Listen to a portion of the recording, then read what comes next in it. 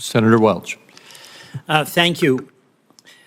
You know, there's a place for tariffs on China. Targeted tariffs make some sense. What is being rolled out and the way this is being done is so destructive and so reckless and so irresponsible that it's creating nothing but economic chaos, uncertainty, and suffering for a lot of people. These are really disastrous for Vermont. I just want to go through this question of how do these roll out? You did not set, as our trade representative, the tariff rates on all of these countries that were on display when the president announced them, right? Senator, the president made a decision on how he wanted to have the tariff set, and the economic cabinet advised him on that. Right, but you did not set like the 50% rate on Lesotho. I personally didn't, no. Yeah, can you explain how that makes any sense? So the way that the methodology works is the emergency we're talking about is premised on the trade deficit, which we think is well, I'm trying to explain the methodology, Senator, if you want to hear it. This has got to get concrete, because this has real impacts on everyday people. So the rhetoric about what the goals are when the rollout is so in conflict with achieving anything other than economic downturn, how did the 50% rate on Lesotho be decided? So when you have White House economists who assess the trade deficit. But you had no role in it? Well, I certainly had a role in it. Everyone was advising the president on how to do this. Tell me why I came up with 50% for Lesotho. Well, I'd like to tell you, Senator. So when you look at a country's trade deficit, we believe that captures some of the unfairnesses, and you have to have a uniform methodology. You can't be arbitrary or capricious. I'm going to keep going, because Lesotho does diamonds, and, you know. I'm happy to talk more to you about the methodology.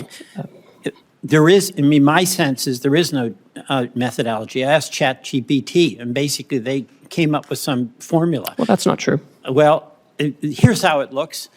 Donald Trump just got fed up and said, what the heck, we'll just go with this formula that makes no sense. Number two, the issue of these tariffs. Now, the phone is ringing off the hook at the White House from countries wanting to get a break, right? They want to talk about how to have reciprocal trade with us and how to get that deficit down. That's right. So here's the structural issue that is really alarming to me, and I hope to all of us. We are using these tariffs, or the president is using these tariffs, from going from an economy that's based on competition to one that's based on access. You know, in a competitive economy, your product, your service determines the outcome and how well you do. In an access economy, it's who's got Donald Trump's number, who's got your number, who's got Lutnick's number, and you call up and you get a break. That's an access economy. Is this going to be the arbitrary authority of the president to decide, yes, we'll cut the Vietnam tariff, and no, we'll sustain the tariff on Lesotho? The way this works, Senator, is we have longstanding relationships with trade officials in these foreign countries, and they work with our staff, our career staff, and they develop, if someone comes to us with an offer, we review it, we analyze it, and we present it to the president. They're calling the president. I mean, you've got Donald Trump as president basically picking and choosing winners and losers, and who knows on what basis. That's not a trade regime that anybody can count on. That's something they can game if they know you, they know Lutnick, they know Donald Trump. You know, that I think was what Senator Warnock was asking about. We've got farmers on the border with Canada. They get their grain. It's going to be 25% hit. We've got consumers whose electricity bills are going up because of retaliation from Canada. Can they make a call to you, to Howard Lutnick, to the president, and ask for relief? Well, we certainly talk to all kinds of constituents. We talk to labor unions, we talk to civil society, we talk to business. I would say with Canada and Mexico, they receive duty-free treatment for things that follow the rules of USMCA. If they bring in Chinese content and send it down, they won't get a break. Let me tell you the frustration I have.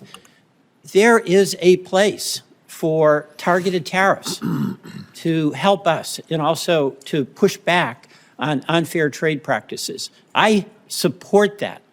That's not what this is.